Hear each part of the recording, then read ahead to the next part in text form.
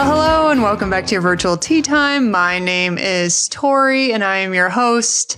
And today we are joined with assistant coach from the Stanford women's golf team, Brooke Riley. Hi, Brooke. How are you? Hi, Tori. I'm good. Thanks for having me. I mean, it's a big week. You're going into the NCAA championship, right? Starting Thursday? Yeah, just a casual week. We leave on Wednesday, practice around Thursday, and we'll get started Friday and hopefully go all the way through Wednesday. Yeah. And not only that, are you celebrating Rose's big win this past weekend? Right. It was such Rose fashion to be 4 under in her last 5 holes and just to make a run at it. Yeah, like you're not surprised whatsoever. Collected. Yeah, totally. So much fun to watch. Oh my goodness. Well, there's so much to talk about. I want to see how this all came about. You know, how did you start golfing? You played at Northwestern, and now you're the assistant coach at Stanford. Tell us how you got into golf. By nothing that I could have done. I kind of have definitely not an ordinary story. I got quite a bit of a late start into it. I played just about everything growing up. My sister was a soccer player. She's 10 years older than I am. We have 3 brothers between us. So I looked up to my sister. She played soccer actually here at Stanford. And that was always my dream. That was my goal. I played soccer all the way through. And for my 12th birthday, my grandfather on my dad's side, he had always tried to get one of us into golf and none of us would take him up on it. We all thought it was old man sport. No one wanted to get into it. It was boring. So he got me 3 clubs on my 12th birthday, took me to the range against my will, and I just fell in love with it. By the time I hit 13, I quit every other sport, was just sold on golf. So played all the way through high school, kind of just got lucky along the way, had no clue what I was doing. No one in my family knew anything. I happened to qualify for the U.S. Amateur going into my junior year of high school. That was where my Northwestern coach saw me. It was just kind of all the stars aligned. But someone must have been helping you, like guide you in the right direction. I mean, you don't just sign up to try and qualify for the USAM out of nowhere. Were your friends doing it and that's why you followed them? Or so I was playing all local Northern California tournaments and playing for my high school. And my high school coach said, hey, there are these USGA tournaments. You should sign up for the qualifiers. I actually had no idea what they were for. I didn't know what a qualifier was. He would caddy for me, and I played in Public Links qualifier back when that was a thing. And it was my first time playing in a U.S. amateur qualifier. I played out at Sequoia Country Club around Oakland and shot 72 or 73. It was a really tough course and made it out of there. It was funny. The women's am was in New York that year. And my parents were like, oh, that's great, but we're not flying you out to New York. So I actually didn't accept the qualification. And then my dad's best friend called him and said, do you have any idea what Brooke just qualified for? And all of us were like, no. And he goes, she needs to go play in it. And he flew out to New York and met me there and caddied for me. Oh, your dad's friend. My dad's friend. Yeah. Oh my God. I'm glad at least someone came in and was like, nope, this has to happen. I know. And do you think that you qualified? I mean, I know you said it was a hard course, but do you think if you knew how big of an event the USAM was, that it would have put more pressure on you? Like, do you think it made that round a little easier that day? Probably. I think so. I think I didn't have the time to psych myself out. Yeah. But I also think at that age, especially my high school coach that told me I needed to sign up for it, he instilled all the confidence in the world in me. And I just felt like I could go anywhere and hang with anyone. And I had no idea the competition that was out there. Mm-hmm. I was so in over my head at the amateur, but because of just the work ethic and the confidence that he built in me, I just felt like I could do anything. And so I went into this qualifier so probably a sense of ignorance, but yeah. When you look back now and how you coach, do you take a little bit of that, of how much confidence your high school coach gave you? Like, do you take some of that out? Yeah, I hope so. I mean, you never want to give someone a false sense of reality, but you hope to, especially with these young women, 18 to 22 years old, you hope just in general, even beyond golf, to just instill confidence in them. They're so smart. They are very personable and obviously incredible players. But I hope, that I helped to build that confidence for them that they really can go do anything that they want to. Yeah. Okay. So you're at the women's AM and you're spotted by then your future college coach. What was that? Was there any interaction of any sort, or was it just you got contacted afterwards, or what were your plans before that? How did that all work out? Yeah, so I remember, the 2 rounds of stroke play qualifying to get into match play. Round 1, I remember pretty much most coaches are going to the AM, and whoever is under 17 that's there, you're going to get watched by a college coach. So I remember that first day, coaches just kind of coming in and out for a couple holes. I remember probably 10 coaches being there on my 9th hole, and I 3-putt, and a ton of them just walked away. And then I think I shot 81 that first day. And then round 2, I'm thinking no one's going to be out here. Round 2, my Northwestern coach watched me all 18 holes. And I was like, for me to be, seriously, like DFL, and on the leaderboard, she watched me all 18 holes, and I was so impressed by that and just so curious. And I didn't know anything really about Northwestern at that time. And then I didn't make match play, obviously. I stayed after to watch these women that I looked up to, watch them play in match play. And the Northwestern coach was out there. So I was just intrigued. And I remember, so my dad's friend that was caddying for me, he's like, should I go talk to her? And I was like, well, no, she's not allowed to talk to parents. He's like, I'm not your parent. And then Good point. So he's looking to get around it. But no, obviously no communication up until back then. It was September 1st. Of your senior year. Of your junior year. That you could be in contact, email or phone calls with coaches. So September 1st, I woke up before the sun probably that morning to check my emails, and I opened up Northwestern's email, and right as I opened it, I got a call from a Chicago number, and just continued the process from there.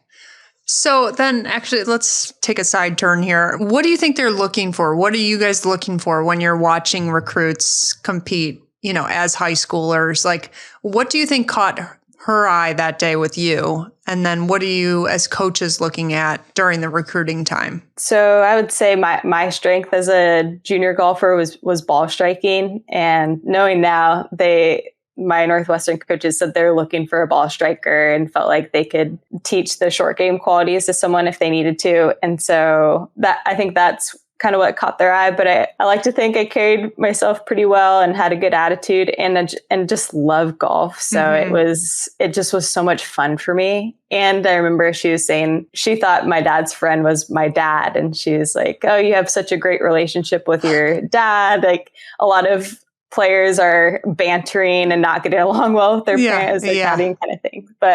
And then now being on the coach's side, I would say, it is a lot of it is attitude, how they're carrying themselves, because there are a lot of elite players now, and you can post numbers and do that all day long. But how are you going to represent a school and a program? And some of those qualities you can teach, and a lot of that they learn over time, because as a 16-year-old, you don't see beyond the immediate, and you lose the big picture a lot of times. So they're going to learn that, but a big thing is just, how they're carrying themselves. You can tell a lot about character as you're playing golf. So as you're watching them play. Right. How was your college experience like? Oh my gosh, I wouldn't trade it for anything. Yeah. Because I've heard all different types of things. So, but you had an amazing experience. I had the best experience. And I know you do hear all different kinds of stories. So I count myself lucky for sure and blessed for that. So I wouldn't trade it for anything. I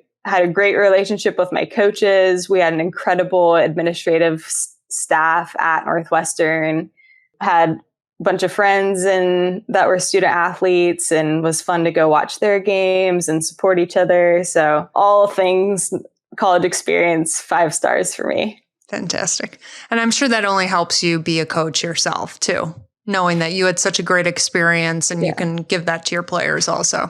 Right. And wanting that for them, and wanting everyone to have that experience because I know that not everyone does. Yeah. I know even people at Northwestern that might not say the same, but I know I did. So wanting to give back in that way and making sure that the student athlete experience is top notch and the best possible experience for the most possible amount of people for those 4 to 5 years. So in order to have that A+++ experience that you had, it has to be a combination of athletics, your team, the other players on your team, the coaching, even just the environment that you are in every day as far as your dorms and, the school atmosphere in a whole. So, right? Or can it just be one that was stellar and that can hold everything into a great experience? I think for a student athlete, the biggest thing they're going to take away is their team experience because you're around your teammates for majority of your days and just the most amount of time. So if your team and your coaches are your people, then you're likely that's what you're going to take away from your experience. I would say even some of the stuff like dorms. Yeah. It's not always going to be ideal and you can learn a lot and look back and have kind of funny times to look back on. Like, oh, that one roommate that was whatever, was crazy. Nothing's ever going to be perfect. So I don't think it needs to be all pieces firing on all cylinders. But if you're around the people that you enjoy and you're spending all day with them, those are the memories that you're going to take with you. I know that was my experience. My teammates are some of my best friends. So I love it. So let's talk about playing in the women's AM at Augusta National in 2021. Tell me how that came about. You made the cut. You're playing at Augusta. Tell me about the whole experience. Yeah. And how do you even get into it? Seriously, how do they pick the women that play at the women's AM? So probably similar to the USGA women's AM, for me, it was a little bit of ignorance is bliss. Yeah. I mean, this is a brand new tournament. And I think for a lot of people, it still kind of was a question mark on how you got in. And WAGR ranking it's always, since WAGR has existed, people have always cared about it. But I think that's an even bigger deal now that the Augusta National Women's Amateur is so prevalent. In its first year, I didn't quite know how you got picked. My coach told me I was on the bubble. That's about all I knew. And so the first year, I remember she told me that I missed it by just a couple spots based on my WAGR ranking. And I was like, man, well, I usually keep on top of my golf stat ranking, but I wasn't really in tune with the WAGR system. And so from there, I was like, obviously I want to make this, but I can't get in my head about it. I can't think about it too much. So I still wasn't tracking WAGR. And I knew that I was kind of going to be on the bubble again. And luckily that second year, so it was 2020 and then it got pushed to 2021. And I think I made it by just 2 spots. So they would take the top 30 Americans in the WAGR ranking. And then from there, they fill in just solely based off of WAGR ranking. Most often you're going to get probably in the 40s for Americans that make it. But this year was actually 36 and 36. So it's basically the 72 top ranked women.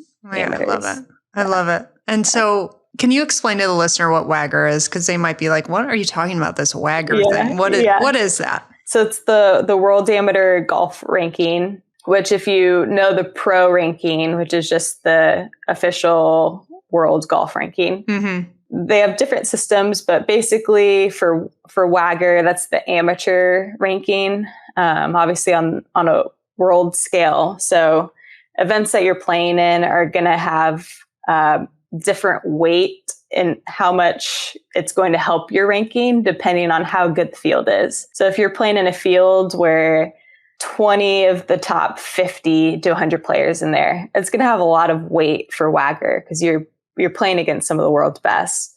Yeah. But if you go play an event where you're 50 to 70 in the world, but you're the top ranked player, it's not going to have much pull. And actually, if you lose in that field to players that are ranked worse than you, it's actually going to hurt. Oh, yeah. Yeah, that makes sense. Yeah. Yeah. So it's a great system. It's based off of 2 years. So it's a 2-year cycle. So 2 years ago, I played in the Arizona Silver Bell and played terrible. I know that score is going to drop off in 2 years, so it's not always going to pull me down. Okay. So how was your experience there? Tell us what the layout is. So when we're watching on television, we're actually only watching the final round at Augusta, but there's a round previous to that that's at a different course, right? It's 4 rounds total. Can you tell us how that week looks like, just schedule wise? Yeah. So it being mostly college players, you're going likely in between 2 college events. So a lot of times the Arizona State tournament actually out at Papago's right before. Oh, yeah.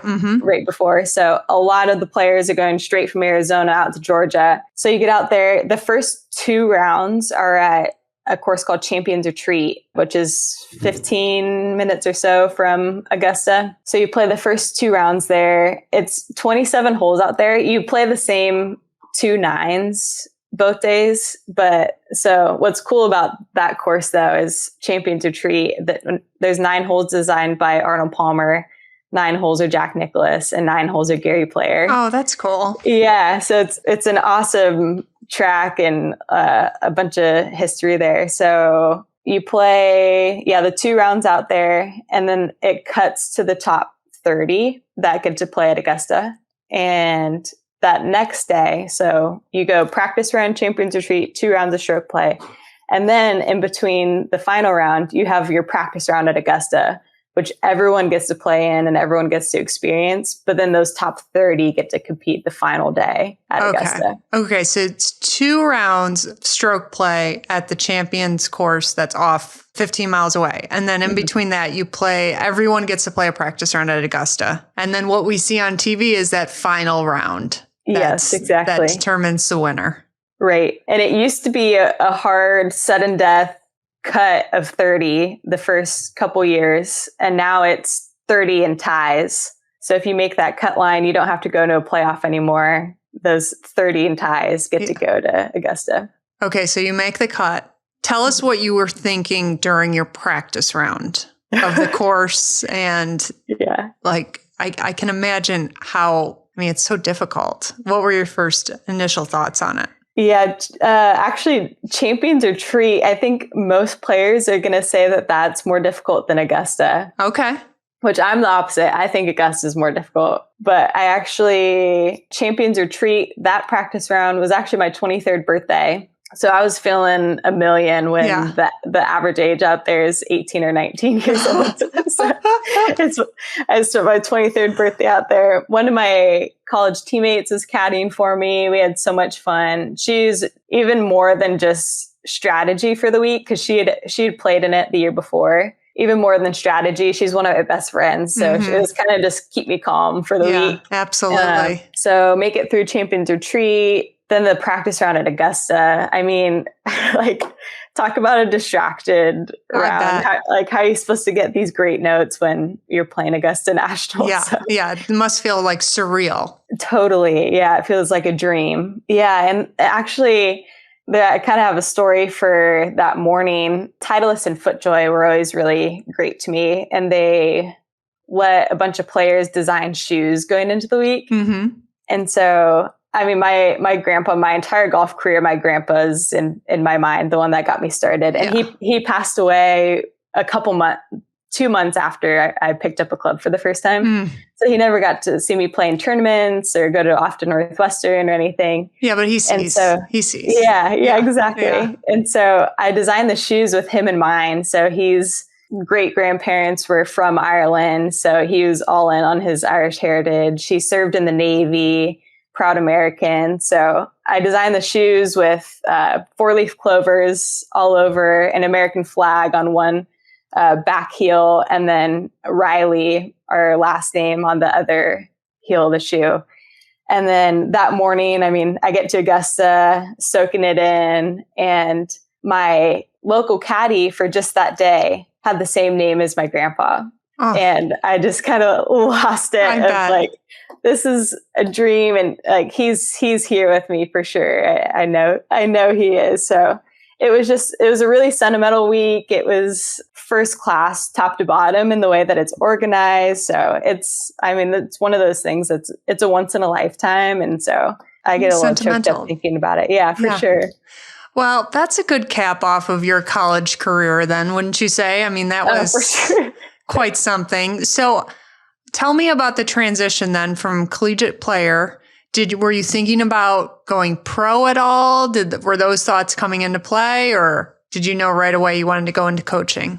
No, I'd always planned to play professionally. From the time I played in my first tournament, my eyes were set on the LPGA, and that was the goal all the way through college.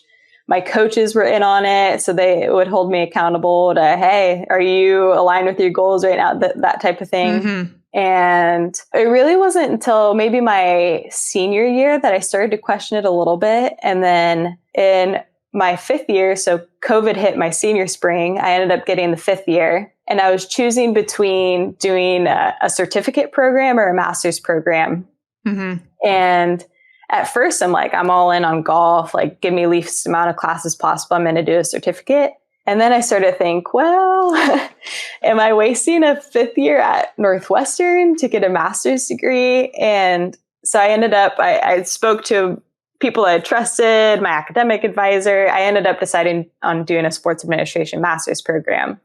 And I absolutely loved it. My professors were in the Chicago sports world. It was right up my alley. And in one of my classes, I had to do a project on interviewing someone that was in a field that you're interested in. And I hadn't really thought about it before. I was like, I'm set on golf, but I'm not going to interview like one of my friends that's playing professional golf. It's like, I'm going to do something a little different. I mean, college athletics is my passion. And my family moved to Dallas. And I had a brother that went to TCU for a little bit. So I was like, I'm going to see who the SWA at TCU is and see if I can reach out to her. So I look up their staff directory, and the SWA is a Northwestern alum.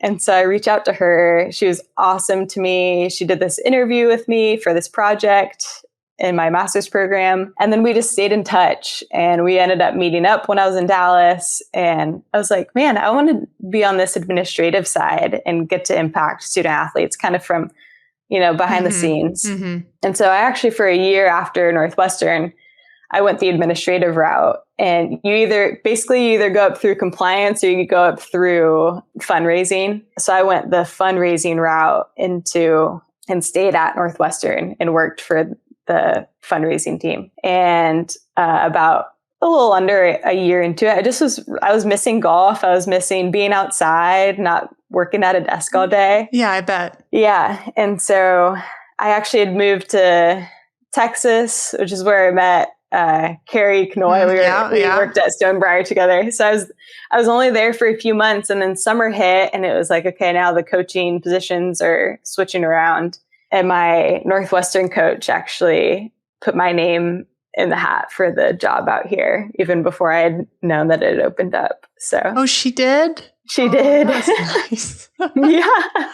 Oh, but it had to have been, even though you kind of went this different direction that you weren't expecting to do, and you fell in love with it right away. There had to have been some difficulty, almost like putting the clubs down, like really having that realization, like, okay, I'm going to pursue this in a different way, not professionally, but still be in the golf world, but just not playing. I mean, and competing. Yeah, it was a little bit surreal. That's the biggest. I miss competing. I miss being competitive, and I've tried to find that in other areas. I've done like half marathons and a triathlon. Like I still try to be competitive in other areas, but I mean, it surprises me as much as anybody that I haven't regretted the decision at all to not play professionally. I think all things considered, the timing of it, I just finished the COVID year. I was a little burnout. I struggled with some very minor injuries, but just kind of the chronic like wrists and back injuries. Mm-hmm. And so it just got to the point where it was like, am I going to choose to keep putting myself through this? And it was so easy when you're motivated by the team, but when all of a sudden your motivation is to make a paycheck, it changed a little bit for me. I still love the game and appreciate the game, but it's a different feel competitive wise. So, yeah. And I mean, fast forward, and Rachel Heck has also made the decision of not moving forward with playing professionally.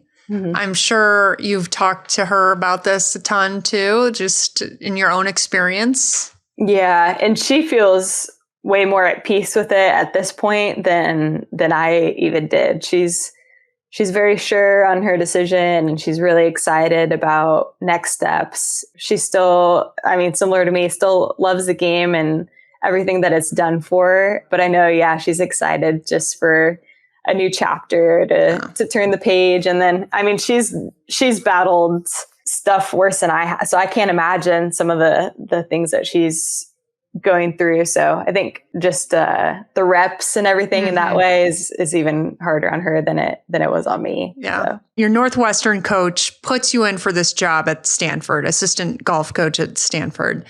You get the job. What's it been like? You're on year 2 now. What has been the most unexpected thing coaching has brought to you, or that you have fallen in love with? Yeah. And the 2 years have flown. It feels like I've just got here, which is pretty crazy to think about. It still all feels so fresh and new. But I would say the coaching experience is quite a bit different than what you expect. There's always, if you pull the curtain to really any job, you find so much more than you ever anticipated.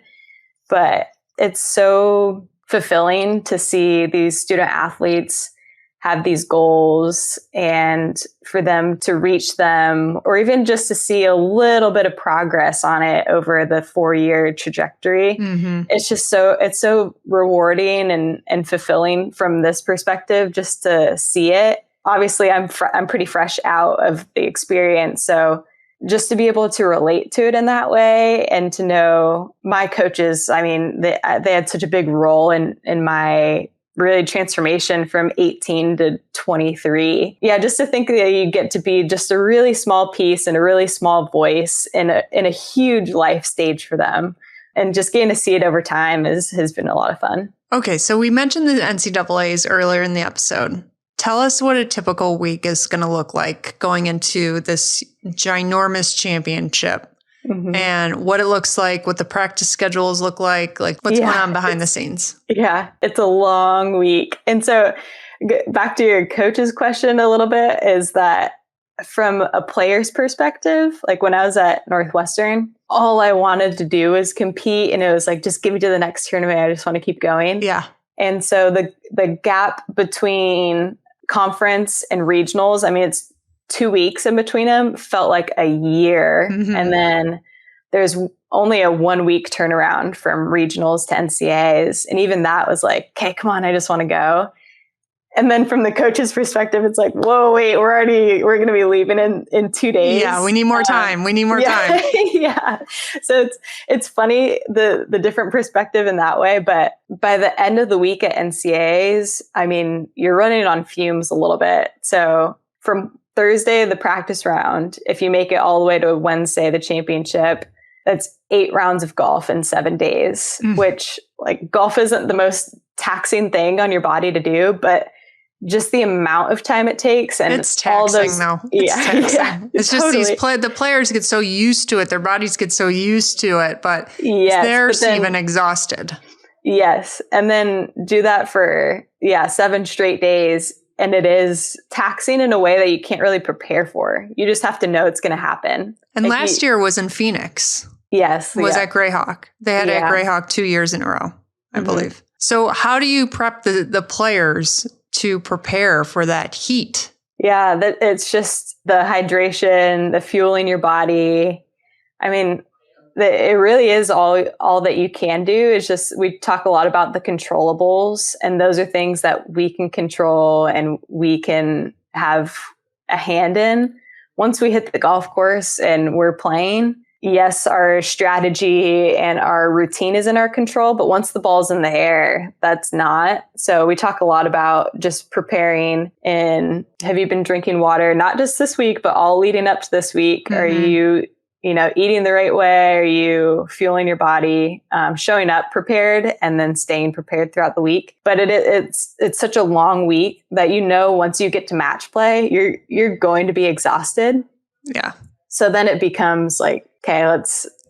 Who's going to make it to the end? Who's going to grind it out? Yeah, absolutely. Totally. Remind me what the format is, because there's individual and team competition, right? In the championship. So what does the actual format look throughout those 7 days? The first 4 days are just 18 holes of stroke play. So 72 holes. And then that's when the individual champions decided, is through stroke play. Mm-hmm. And then from there, so the first 3 rounds, thinking team-wise now, the first 3 rounds, you have to make the top 15 out of the 30 teams to go into the 4th round. Mm-hmm. And then the 4th round cuts the top 8. And then from there, the top 8 go head-to-head in match play for 3 rounds.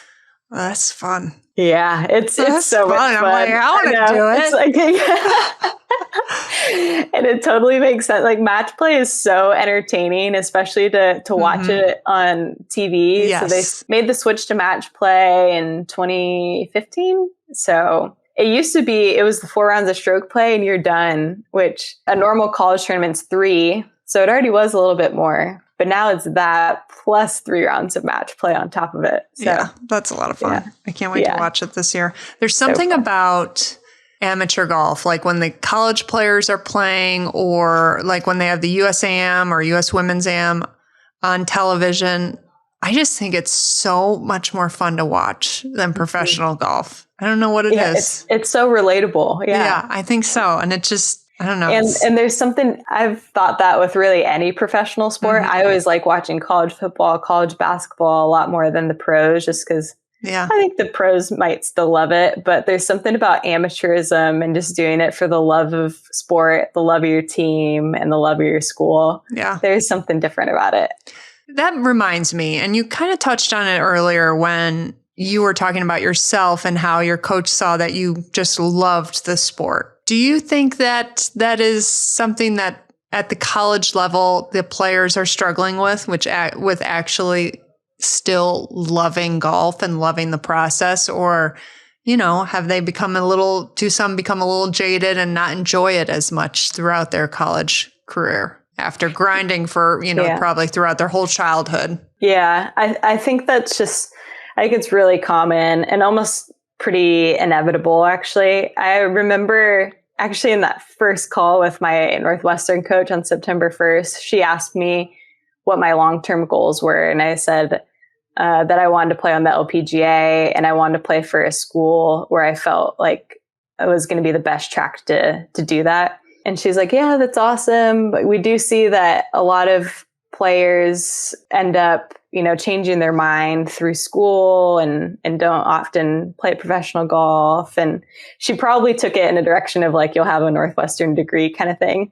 But I just remember her saying that, and I was like, that's not going to be me. I'm set on pro golf. And then you go through college, and I think just a mix of everything with balancing school. I think just a little bit of burnout is inevitable at points, but you go through ebbs and flows, and it comes and goes in waves. But so I think most people at some point in their college career, you've got to experience a little wave of burnout for sure. Okay. So those of you guys who don't know, but before I have a guest on, I send them a little questionnaire to get to know them even more. And one of the questions that I ask my guests is, what can you teach my Tea Time audience? Because I want there to be some sort of learning component into every episode. And I love, love, love what Brooke said. And Brooke, if you don't mind, I'm going to kind of say what some of your answer was. Yeah, for sure. She said, golf is not your identity. It's something you do. And that you've learned this the hard way. And that you see that this is a prevalent issue in especially the women's golf game. Let's talk about it. That hits home for me. And I do feel like I've been over the hump with that. I have learned that, and I'm getting much better at it. But gosh, rewind 4 years ago, and it would almost, for days after, I'd be like destroyed. I'd feel terrible about myself. So let's dive into this topic, because I think that it's really important because, again, we all want to be able to go out there and enjoy this game to its fullest. So, yeah, I think it's probably more prevalent, like I said, on the women's side. I think the guys definitely struggle with it too, but on the women's side, we naturally have this desire for identity and a little bit of people pleasing in us, and almost trying to prove something. And so for me, I mean, identity was such a huge struggle, especially going into college. It was like, up until that point, I mean, I mentioned how I played a lot of local Northern California tournaments. And so, I mean, from those, I never had anything really devastating happen. It was like, a lot of times you're in contention to win. And so then I go to college, and my freshman year, I actually was not competing in the top 5 for our team.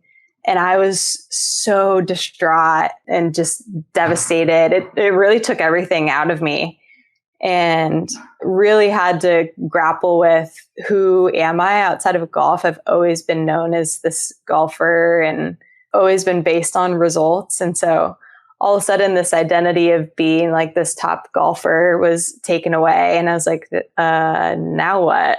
And I think everyone at some point hits that, who am I, or what am I putting my identity in? And so often in the game, if you're at a tournament, you're going to see someone in tears at some point, or not themselves after a round. Like, they've distanced themselves from their teammates because they're so distraught about how they played, whether they're embarrassed or they wanted to do well for the team. But it's like, when you take a step back, and in college, this is where my coaches played such a big role for me. They helped me to understand that, the big picture, and just that, my identity was based on my results, and that's not where it should be. But now from the coach's perspective, and you love your players and you know them for who they are as a person. And so to see them attach themselves with how they performed that day, it's like, sure, it'd be awesome to be winning this tournament right now, but who you are is still the same. And if you ask anyone 2 days after they win an event, what did that change for you? Nothing. You have a high of winning an event for 12 hours, and then it's like the whole world is spinning again. No one's talking about it anymore. Like, the world keeps going. It's funny looking at it. Like, you mentioned that you know your players, you know what they're all about, you know what great people they are. And when they have a bad round, or, a bad tournament, or they're just feeling really down on themselves because of their golf performance, it's like, that those aren't tied. Like, when you're looking from the outside in, it's very easy for you to tell them, like, no, it's not a big deal. Let's move on to the next. Like, everything is fine. It was just a day. It was just a tournament, not a big deal. But when it's you, it's so hard to look past it. I don't know. It's tough. Totally. And one thing that clicked for me as a player, and really just getting back to loving it again, was, I guess, 2 separate instances, but there's this one guy, I loved listening to his podcast. The most I listened to his podcast was when I was in college, but his name's Bob Goff. And he just talks a lot about remembering your 8-year-old self and never losing sight of that part of you. Yeah. And when you bring that kid back, oh my gosh, like, it just is so much fun again. And then that, on top of my sports psych that I worked with while I was in college, he came to one of our training trips, and he said to me, I still remember the moment. It's funny how things just click like that. But I remember the specific green that we were on at this golf course in Florida. And he said, gratitude and stress cannot coexist. So if you aren't experiencing that gratitude and that love of the game, you're stressed about something. So why and what are those stressors that are taking over? So when it became like, let me bring that kid back and let me be grateful for what I have, it totally just changed my perspective. Yeah, that's what I was going to ask you. What does that mean to you to bring that 8-year-old back into the golf game? Like, what does that mean to you? What does that represent when you click into that mode on the golf course? Well, I think for any athlete, if you think back to when you're 8 and say you need to, make a 6-foot putt to win a tournament, when you're 8, you have no fear of, oh my gosh, what if I miss this? Yeah. And for me, I hadn't started playing golf then, but then I was playing soccer, or basketball, and it was like, if I had to take the game-winning PK, it was like, give it to me. I want to do this. Yeah. And then all of a sudden you're 18 and you have a 3-footer to win a tournament and you'll do anything to get away from the situation. It's like, where does that flip? And so bring that kid back that just wants it and isn't fearful. Mm-hmm. And the kid that just loves it. So it's that. And then just being able to, as an adult, being able to see the big picture and to know how just lucky we are to play this game, to play it freely, and to be in the situation that we are. That's the gratitude piece. So put those things two together, and I think, that would change anyone's game. Yeah, I agree. I like that way of looking at it. I don't think of it that way, but you're right. You're right. Absolutely. So with a group of teammates, group of women, and you might have different aspects to this when you were at playing and now that you're coaching, how do you keep the competitive atmosphere healthy between teammates? Because they're ultimately, there are team events, but they are competing, it's an individual sport, it's a very selfish sport, and they're competing against each other at times too. So how do you keep that environment healthy when we have to compete against each other? Yeah, from a coaching perspective, and here on a really competitive team where the top 5 spots, like, you've got to earn it and go through tough qualifying to get there. For us, we see the qualifying days where it might feel like that. It might feel pretty tense. We see those as an advantage because they feel like tournaments for us. Mm-hmm.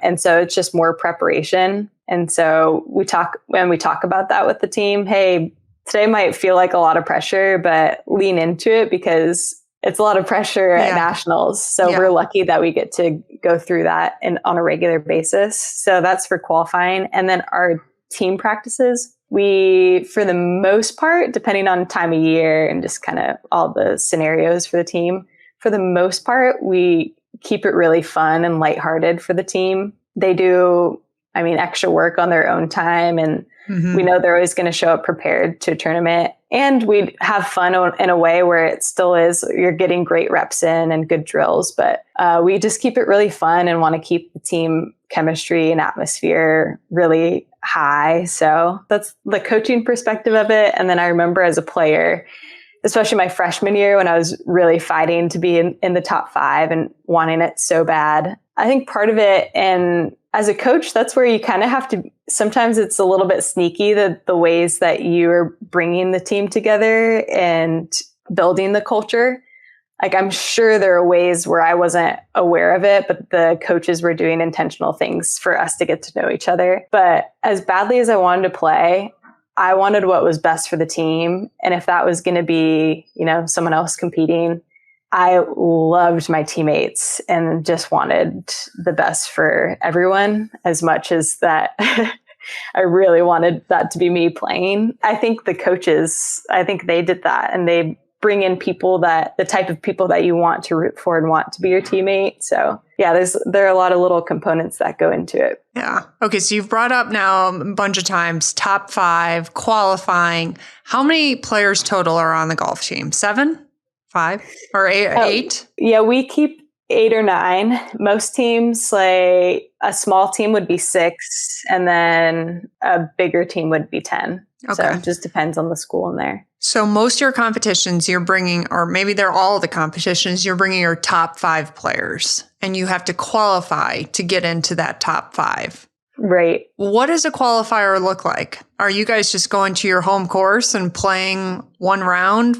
I don't even know what that looks like. What does it look like? Yeah, for us, we have a system just because we have, anywhere from 6 to 8 players that are really vying for those 5 spots or more. So our qualifiers, we do every Tuesday, Thursday. So we do practices Monday, Wednesday, Friday, Tuesday, Thursday, we play qualifiers. So we're lucky that we have a university course on campus. So most often we're playing there, but we're fortunate that there are courses around the Bay Area that host us too. Mm-hmm. So we switch it up too, and we go out to some other courses. But Tuesday, Thursday, we go out and play, whether it's, ideally and usually 18 holes, but like in the winter when the daylight goes early, it might be 14 holes. Mm-hmm. So those Tuesday, Thursdays plus tournament rounds are all going towards your tracked, we keep the most recent 6 scores and we base it off of that. So kind of like Wagger, every 2 years you get the drop.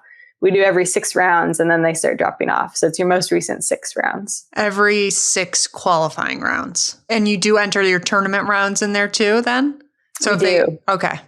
Mm-hmm. Okay, that's so interesting.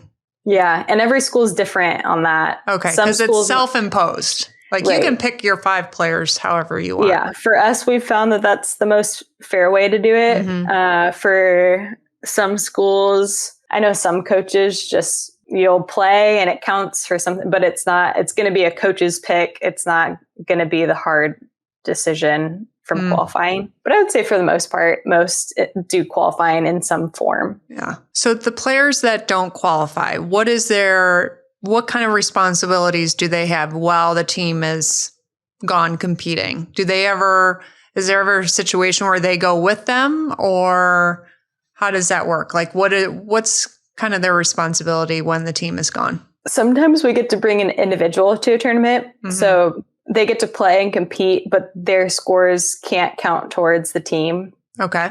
So they're basically just competing for their own ranking. And then we also have those competitive rounds tracked for them.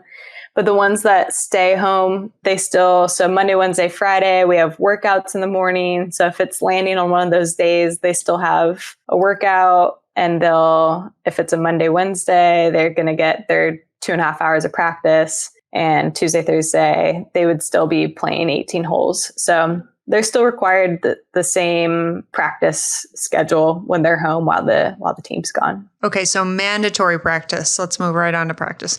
Mandatory practice can only be 2.5 hours a day. You can actually do up to 4 hours. So our qualifier days are those 4-hour rounds. But we keep our practices Monday, Wednesday, Friday. They're 2.5 hours for us. And that's, again, those hours can range per team, what it looks like for them. But you're allotted in 1 week, NCAA rules, you get up to 20 hours.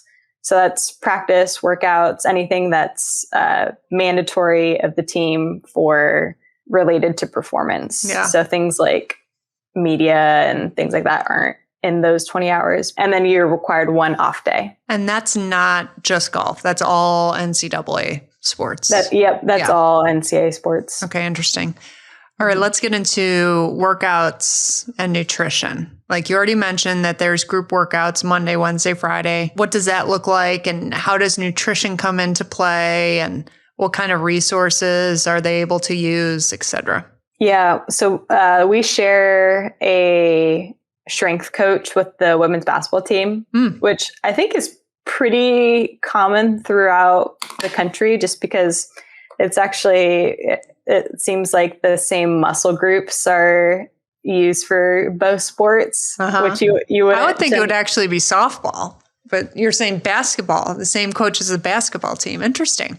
Yeah. And you've seen that. It's been pretty consistent for schools too. Like at Northwestern, it ended up changing in my later years. We actually had someone that was just a golf performance trainer, but our strength coach initially was also the basketball strength coach. So yeah, so we have that strength trainer, and as coaches, like obviously you have to know what's going on, but we take team feedback of like, hey, where are you guys at? Workout wise, are you too sore? Are we in the winter where we can ramp up and really focus on strength? And then spring becomes maintaining. And so it's really dependent on time of year and just making sure like, if we're in the peak of competition that really their bodies are just feeling right. So if a workout needs to change into some form of a hybrid like workout or stretch day, we're pretty in tune with what they're feeling and where they need to be. And then in terms of nutrition, on top of that, we have a nutritionist that there are multiple in the athletic department and one that works with our team. So the team can get with her on their needs and any questions. And then we have multiple fueling stations. So there's one right near the workout rooms. They can go get a protein shake. And sometimes they'll have some sort of special out there, whether they made a smoothie or some kind of energy bar. So there are a ton of healthy snacks and protein shakes. And then we have all the same stuff at our golf facility. So they're well fueled. And actually one thing that's been fun for me at Stanford too, I've taken some classes while I've been here. And one that I'm working on this quarter, I'm getting my nutrition certificate. So it'll be nice for me because there are times on the golf course, and I think this is probably true of most players. A lot of times most often probably you're under fueled for proper performance in a day. You lose so many calories as you're walking a ton of miles. Yeah. The stress is burning extra calories. And that can kind of be a battle with players sometimes on just, I know you don't feel like you need to or you want to, especially when you're stressed, you just don't feel the need to eat. No, that's totally me. I would rather not eat at all. I have to make myself. Yeah. So if you're looking for the optimal peak performance, you've got to force yourself sometimes. So hopefully the certificate gives me a little more credibility on that now when we have the battle with players on eating on the course. No, that's great. So looking now, being a coach, being around the players, being around the atmosphere, everything, you're still okay. Like you're being fulfilled enough to not want to go out there and play.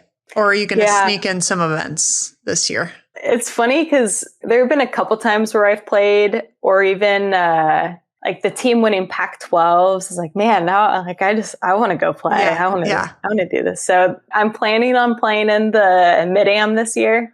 Oh, fantastic! Yeah. So hopefully I'm going to do a qualifier. So we'll see. And I legitimately haven't practiced since I've been done playing, and I've gone out a few times to play with the team. Like we played the Pac-12 preview in Hawaii. We took a foreign tour trip to Scotland. And in those scenarios, I go play with them. But I haven't practiced at all. So I need to get back I'm planning this summer to get some practice in and actually prep a little bit for the Mid-Am. Yeah. Not practicing, are you able to go play and have good expectations and still enjoy yourself while you might be a little rusty? Rusty is a good word for it. It's a weird balance of my expectations are super low because I was always a player that had to practice every day because I could easily lose it. So expectations are low in that way, but high in that I still get really mad if I bogey or do something stupid. And I just need to shake the expectation. And I think that's why I haven't practiced in so long. If I do practice, then I know it should be a little better than it is. Yeah. Like if you start practicing, like almost not practicing is a coping mechanism. Because you can always say like, oh, well, I'm not practicing. So that's why I just double bogeyed that easy hole. Yeah. You know, Exactly. I ask that question a lot with most of my guests because again, I feel sometimes, having the goal being golf should be fun while you're out there. You should be enjoying it and being grateful. Sometimes poor performance gets in the way and just managing your expectation, and knowing, what to kind of better expectations when you go out there and you haven't been practicing, or maybe you're going through a swing change or, and just being able to love being out there anyways. And enjoy it. Sure. Yeah. That you mentioned managing expectation, and that can kind of fly under the radar. That's a huge component to just your temperament on a golf course. And then your temperament has such a huge effect on performance. So being able to manage that is huge. Yeah. Well, we'll end with this. And because I have to bring it up, and because you had a front row seat to Rosang last year and she went pro, and obviously we know what happened. She's an amazing player. Is there something you see in players where you know that they are going to be successful at a professional level? Or could it just be anyone? Like, meaning it could just be anyone can get on that level just out of nowhere and succeed. Like, do you see a certain trait in someone where you know they're going to be successful? Yeah. Rose is such an anomaly because she's just a generational talent that just comes once in almost not a good example. However many decades. I mean, you knew that it was just going to translate for her. And even she's had some ups and downs. She's missed some cuts, but I think that's more of just managing expectation on the LPGA and getting used to tour life. That because it is different, and you definitely have to get into your own rhythm. But I mean, to have 2 wins in your rookie season is just unbelievable. Unreal. When you look at the top LPGA players, I mean, consistently they're the top collegiate players, or they didn't even play college. They went like Alexi Thompson, who just went right into professional ranks. But I would say there are some out there that do sneaky well when they either had like an okay or good collegiate career. They weren't, a Rose or someone dominant, but they were maybe an All-American once or twice, or maybe even not, and just wanted it so badly and kept going. I think there are actually plenty of examples of ones that they might have even done mini tours for 2 to 5 years, and then they got their break on the LPGA and just broke through. But those are ones where I think there's definitely a personality that you need for tour life. You have to really be able to roll with punches. You never know. It's from the traveling by yourself. And from what I hear, it sounds terrible. It can like you have to really love the process. Yes, the process. You have to be all in on it. So yeah, there are ones that end up doing well just because they grind it out and want it. Yeah. For sure.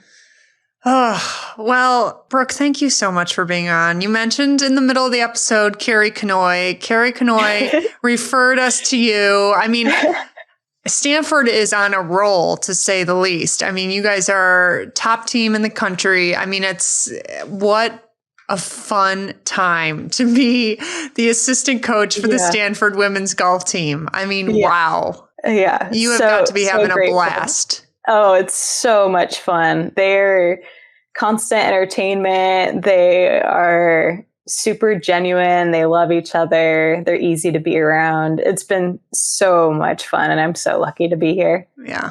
Well, I wish you guys nothing but the best. Good luck this weekend at the NCAAs. I know I'll be watching. I think it's going to probably be on the Golf Channel, I would imagine, later in the weekend, early week, next week. And I can't wait to watch. Play and match play. Yeah, thanks, Tori. And thanks for having me on. It was a lot of fun to chat. Fantastic. All your contact information, your IG account will be in the show notes. Connect with Brooke. And again, thank you for being on. We appreciate you. Awesome. Thank you. Thanks for all you're doing for women's golf and bumping the game. It's awesome. Absolutely. Thank you.